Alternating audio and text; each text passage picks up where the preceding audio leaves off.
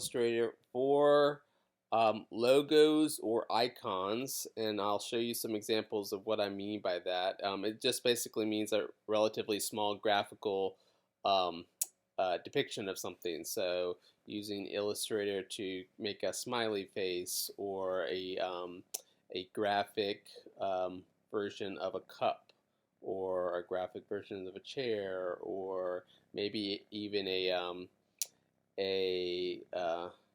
also anyway there's lots of options. My cat is trying to jump on me, so I'm thinking kind of graphic clip art type version of a cat. All right, so four icons, and so that's pretty up in the air. You can have a lot of creativity in terms of what you turn in for those, and you can do more than four. Certainly, enjoy the exercise.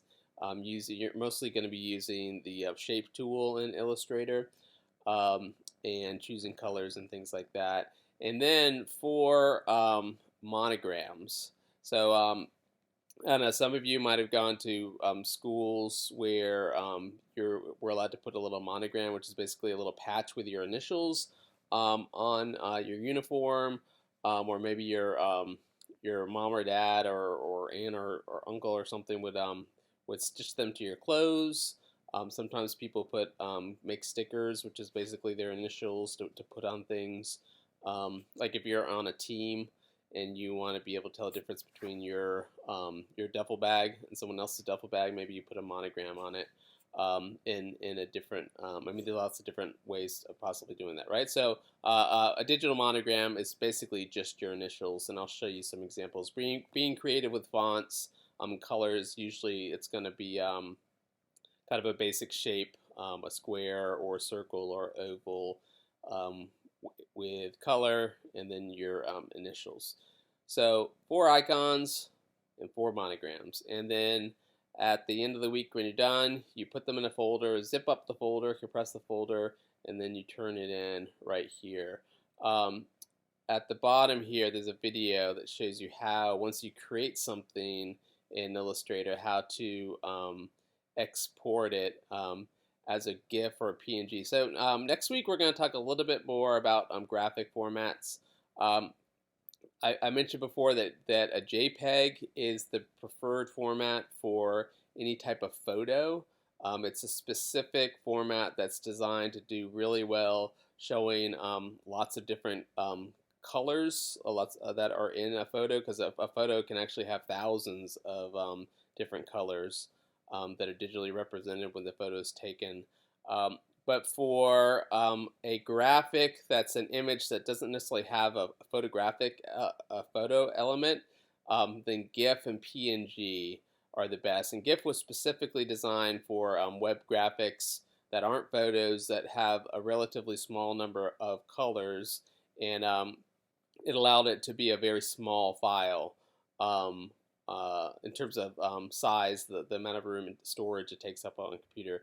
PNG is kind of is good at pretty much everything. We'll talk a little bit more about it, but it could be used for photos or for graphics that don't have photo elements.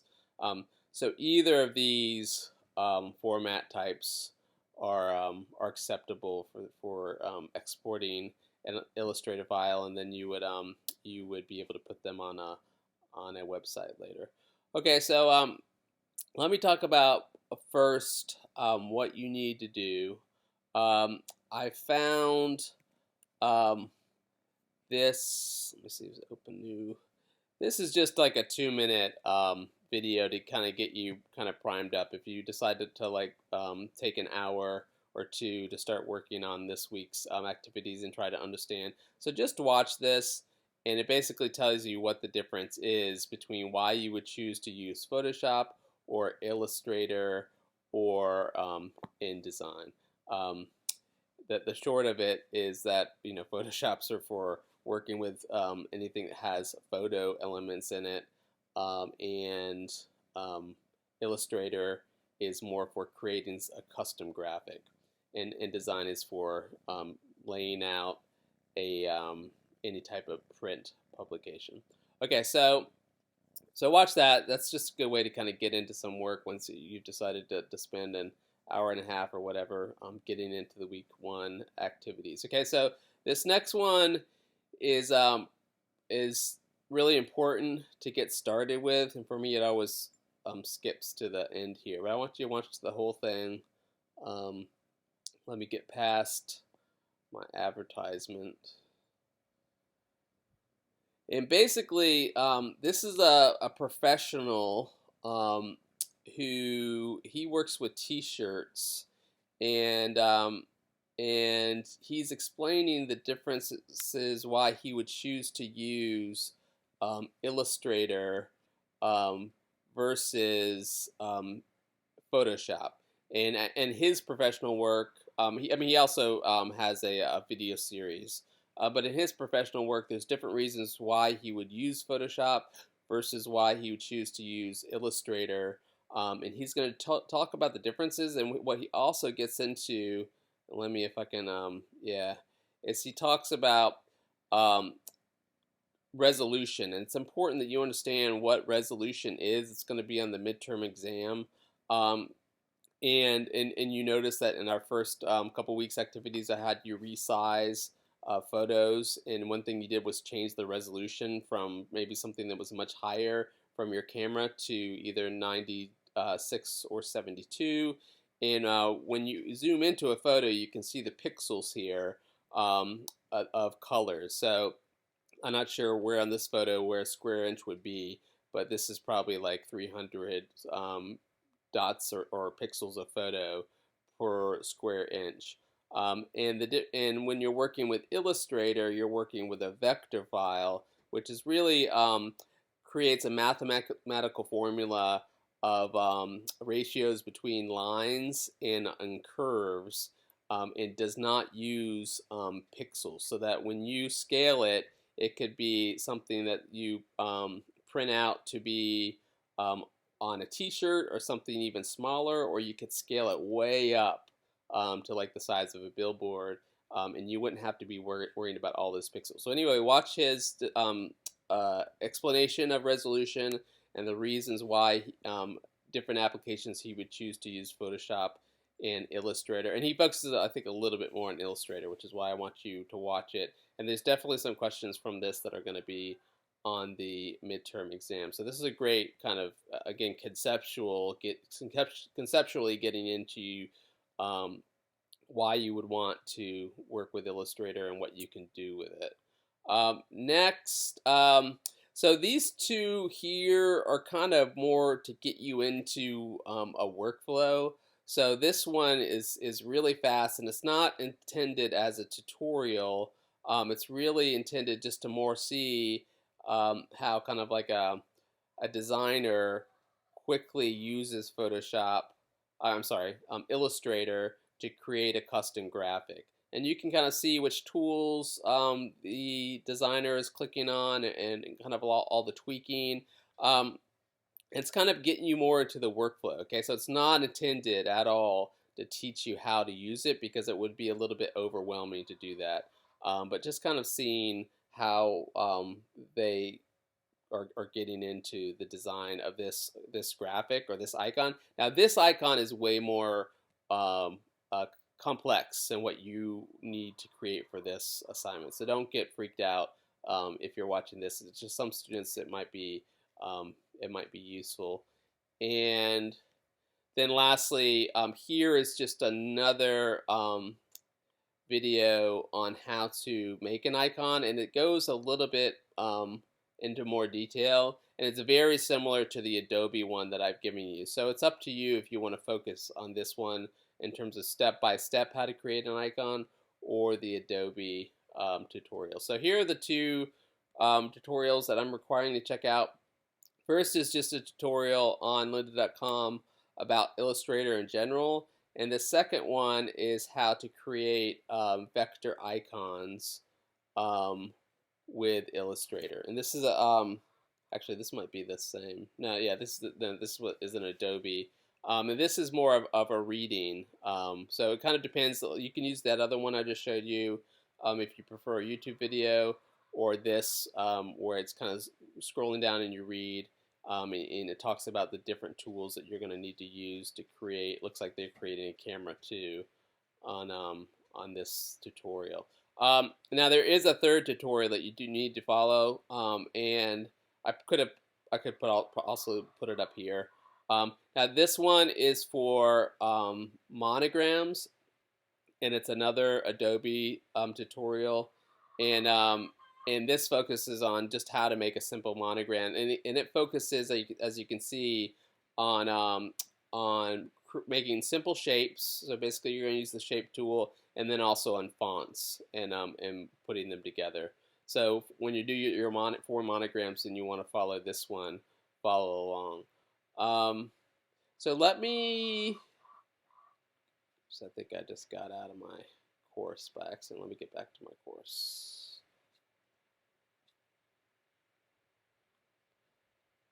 So let me show you some examples of what students have done in the past for this assignment.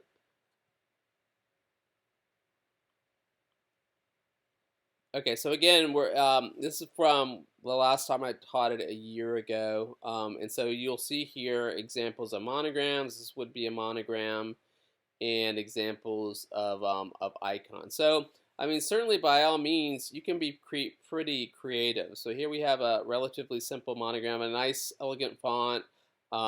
This is using a kind of a circular shape monogram, and then the second version by the same student is much more creative and a little bit out of the box, and I like it. It's a more playful.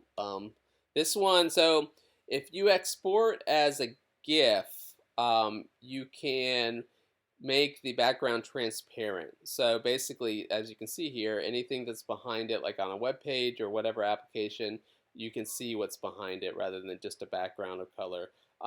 Now, when that happens, usually you see the pixelization here. So the pixelization doesn't happen. See, when we look over here, the background shows through instead of the pixelization. So that's not much of a big deal unless it's really clear that there's tons of kind of pixels of colors back there. And when you export it, just make sure you export it at a decent resolution so there's not lots of pixelization. It shouldn't really happen unless you export it at a low quality. Here's another one. So getting pretty creative here, this student with the monograms. So, okay,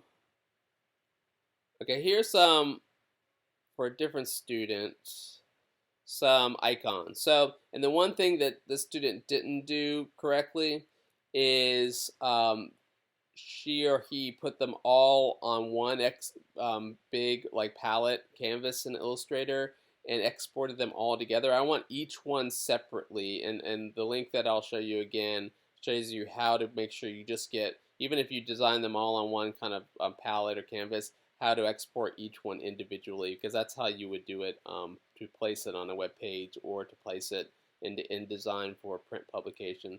So basically, we have a little teddy bear, caterpillar. So you're for the icons, you just come up with a concept. I mean, it could be silly like these. It could be something associated with your lifestyle, or your identity, or something you see in the room. These are kind of more playful icons here.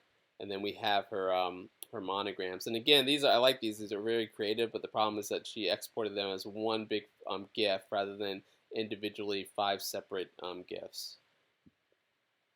Okay, here's a simple camera. Again, it'd be nice to have a few, because you could have lots of different shades of gray, of black, or dark black, white, lots of different shades of color, rather than just a few. But playing with the shape tool and seeing what you can do. So, camera, cell phone. Here's some monograms. You can see how when I look at this at a background, it looks pretty good, but on the transparency, not so much. On this one, I get lots of pixelization. We got a little sunburst, a little gradient, orbital gradient here. We got Mickey Mouse. This one, I mean, this is pretty simplistic. So if you're worried about grading, I want to see that you're kind of playing around and and you didn't do something that took you literally like 1 or 2 minutes to do once you figured out the tool. So I'd rather see like trying like a real kind of obviously not the way they draw Mickey or Minnie Mouse, but with facial features, eyes, and a little bit more work than this one is what I hope for. Here's some monograms. Monograms. Here's a nice elegant font here. And again, so this would be also, see, it's a GIF. You can actually do transparencies with PNGs too. So if they chose not to do transparency, then you would have to have a box behind it, okay? Because all of these exports, are all always in a triangle kind of canvas. So you would have to choose a background color, like it would be white or black or whatever, to show the monogram or the icon, whatever it is, within that triangular, or I mean rather rectangular box. And by choosing transparency, though, if your shape is different than a square or rectangle, then you would be able to see whatever's behind it. And in this case, nothing's really behind it, so that's why you see the pixelization. Okay, we have more monograms. Here's an icon, so just a simple graphical depiction, kind of clip art type depiction of the sun, a painting palette. This person tried out the camera, so this person was probably certainly watched. And you could certainly, those two tutorials, the YouTube tutorial and the one on the web page, were both showing how to make a camera. So you can certainly follow along, and make your own version, maybe with some different colors. This one, I'm not sure what this is. So this will be, it might be counted off a little bit. It looks like, I mean, they have chosen different colors, but even if it's really simplistic, I should, as the viewer, kind of be able to see, oh, this is what it is. It's a dog or a cat or a cup or a plate or cell phone, whatever it is you're trying to make. Video camera, I mean, this one's a little bit more, a lot of stuff more going on, right? So I like that one. Monogram with the background, and kind of playing around with some fancy tools in Illustrator. Monogram, trying out a couple hand gestures here with the shape tool. A heart. The heart's simplistic, but still to get it to look decent is, probably took a fair amount of time. So I'm not going to count off on that one. Star with another star in the middle. Not sure. Oh, it's Band-Aid. Okay. And it's good. So at first I didn't know what it was, but he or she did name it Band-Aid.gif, so that's good. Light bulb, like that. A house. Dollar bill. I mean, that's actually a lot of different objects going along there. So I like that, the effort for that. The world, that's would take some effort too. So I think that's it. So again, for the icons, you just have to come up with a concept, and then also with the monograms, you can try to be playful with the fonts and the colors and the design as well. Okay, so 4 monograms, 4 icons, and again, the main for the monograms, this is the one you want to watch, and for icons, either this one or this one here in the middle. And make sure you watch the video of the t-shirt professional talking about the difference between Illustrator and Photoshop. And then lastly, when you're ready to turn in, this is a little tutorial here that just talks about the steps to, once you've made your design, how now do you export it as a PNG or a GIF. Okay, so make sure you watch this because there's several different, and I'll show this also in class on Thursday, but maybe you've forgotten what I said and it's Sunday afternoon and you're trying to export, or maybe you don't chime in when I'm talking about it on Thursday. So that's why that link is there. when you're ready to export your activities. So similar to Photoshop Week, this time you'll have 8 files. So put them in a folder, zip up the folder, and submit it right here to Illustrator Activity.